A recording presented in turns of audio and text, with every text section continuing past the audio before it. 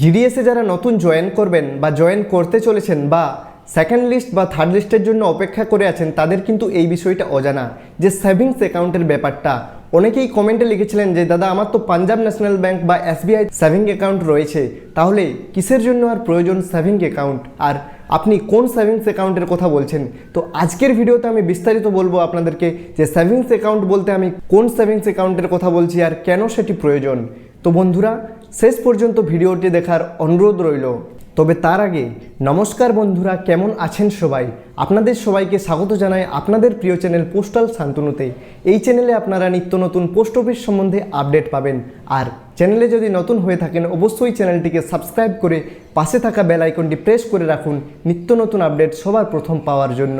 আর video শেষে comment করতে ভুলবেন না কিন্তু, কারণ আপনাদের প্রতিটি কমেন্ট ধরে ধরে বিস্তারিত ভিডিও বানানো হয়, তাই অবশ্যই কমেন্ট করে যাবেন। তো চলুন আর বেশি দেরি না করে শুরু করা যাক আজকের ভিডিও।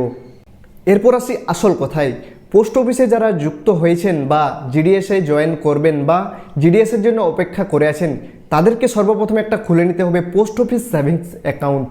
মানে পোস্ট অফিসে একটি খোলা খাতা, যেটাকে বলে সহজ ভাষায় পোস্ট অফিসে 500 টাকার বিনিময়ে একটা খুব সহজেই সেভিংস অ্যাকাউন্ট খুলে নিতে হবে আপনাদেরকে। কারণ এই সেভিংস অ্যাকাউন্টেই ক্রেডিট হবে আপনার স্যালারি। প্রথম মাসে হয়তো আপনি স্যালারি পাবেন না, মানে একসাথে 2 মাসের স্যালারি ক্রেডিট হতে পারে, এরকমটাও কিন্তু হতে পারে। তবে অবশ্যই সেভিংস অ্যাকাউন্ট কিন্তু পোস্ট অফিসে খুলতেই হবে। এবার আপনাদের মনে প্রশ্ন থাকতেই পারে যে দাদা অন্য তো সেভিংস অ্যাকাউন্ট রয়েছে, তাহলে পোস্ট অফিসের সেভিংস অ্যাকাউন্টেই কেন? কারণ যেহেতু এটা একটা পোস্টাল ডিপার্টমেন্ট, তাই এখানে পোস্ট অফিসের সেভিংস অ্যাকাউন্টটা প্রথমে অবশ্যই জরুরি।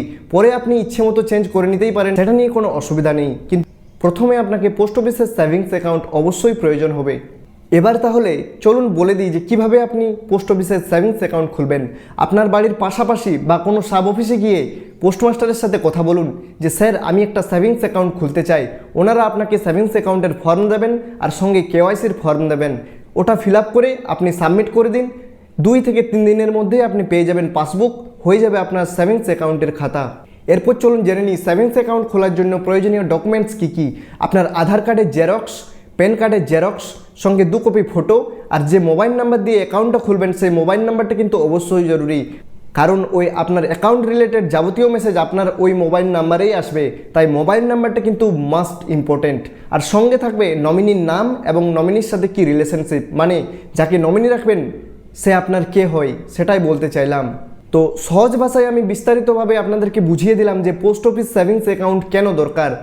তো আশা করি আপনারা ভিডিওটা দেখে বুঝতে পারলেন যে কোন সেভিংস অ্যাকাউন্টের কথা আমি বলেছিলাম।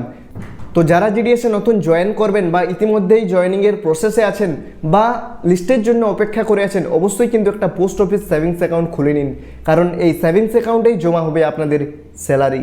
সো আজকের ভিডিও ছিল এই মাত্রই, কারণ আজকের টপিকটা ছিল খুবই ছোট্ট।